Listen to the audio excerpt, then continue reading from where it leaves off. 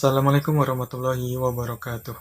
Presiden Prabowo ingin membuat kebijakan baru, yaitu Presiden Prabowo ingin menghilangkan pilkada ataupun pemilihan kepala daerah. Ya, yang kita tahu bahwa Indonesia adalah negara kepulauan, yang dimana setiap pulau itu memiliki kebutuhannya masing-masing, memiliki karakteristiknya masing-masing, sehingga setiap wilayah itu dipimpin oleh kepala daerah.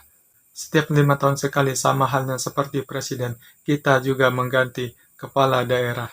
Dan pada pilkada selanjutnya, Prabowo ingin menghilangkan pilkada tersebut. Alasan Prabowo untuk menghilangkan pilkada tersebut yaitu untuk menghemat anggaran negara ataupun APBN.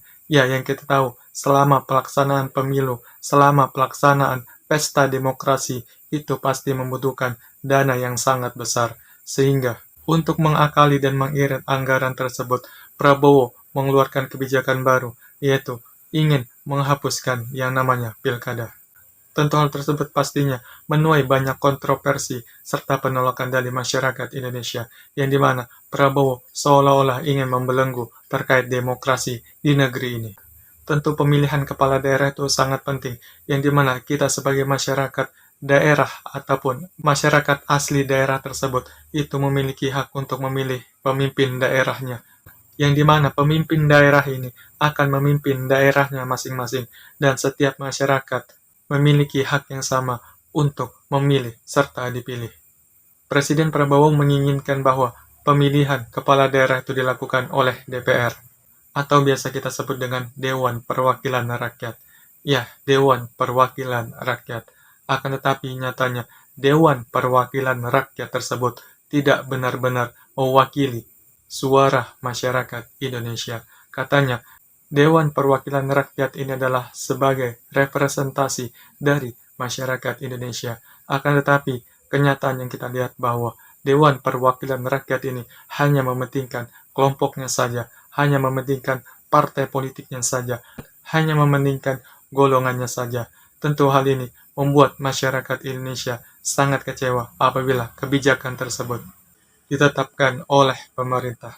Waspada teman-teman, demokrasi kita ingin dibelenggu oleh pemerintah. Iya sih, memang pilkada itu membutuhkan dana yang sangat besar. Tapi nggak gitu juga dong cara menghemat anggaran Republik Indonesia ataupun menghemat APBN. Padahal ada cara lain yang lebih konkret dilakukan oleh pemerintah untuk menghemat APBN, untuk menjaga APBN, yaitu sahkan saja Undang-Undang Perampasan Aset. Teman-teman masih ingat korupsi timah yang senilai 300 triliun. Kemudian ditambah lagi korupsi-korupsi yang lainnya. Apabila negara ini bisa merampas aset-aset dari koruptor ini, entah itu aset bergerak ataupun aset tetapnya, miskinkan koruptor, ambil semua barang yang dimiliki koruptor tersebut, jangan sisakan apapun itu. Dan semua barang sitaan tersebut dikembalikan oleh negara, dikelola oleh negara untuk menutupi APBN yang jebol digerogoti oleh koruptor tersebut.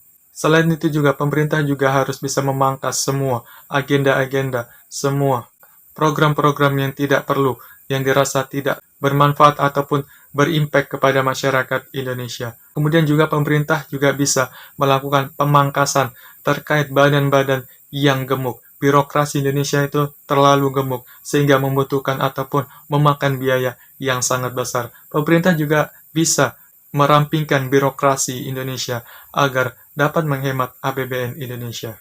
Jangan sampai penghapusan pilkada adalah sebuah rencana di balik rencana, yang dimana kita tahu bahwa Presiden Prabowo dan Gibran memiliki suatu program yang istimewa, yaitu makan gratis. Tentunya makan gratis ini memerlukan biaya yang sangat besar bagi jutaan masyarakat Indonesia. Tentu dananya dari mana kalau bukan dari APBN. Wahai pemerintah, kami telah menitipkan jabatan kepada Anda untuk amanah. Jangan sampai demokrasi kita direnggut ataupun ditenggelamkan oleh pemerintah. Jangan sampai demokrasi kita digadai dengan harta ataupun benda. Setiap daerah pasti memiliki karakteristiknya masing-masing. Setiap daerah pasti memiliki kebutuhannya masing-masing. Siapa yang lebih tahu terkait karakteristik suatu daerah tersebut, dan siapa yang lebih tahu terkait kebutuhan daerah tersebut selain masyarakat lokalnya. DPR memang lembaga yang didirikan oleh pemerintah sebagai representatif dari masyarakat Indonesia, akan tetapi faktanya mengatakan bahwa DPR adalah, ya seperti yang kita lihat sekarang, apakah ada DPR yang benar-benar memperjuangkan masyarakat Indonesia? Menurut teman-teman bagaimana apabila pilkada pemilihan kepala daerah itu dilakukan oleh DPR saja? Tulis di kolom komentar. Mari suarakan pendapat kita. Assalamualaikum warahmatullahi wabarakatuh.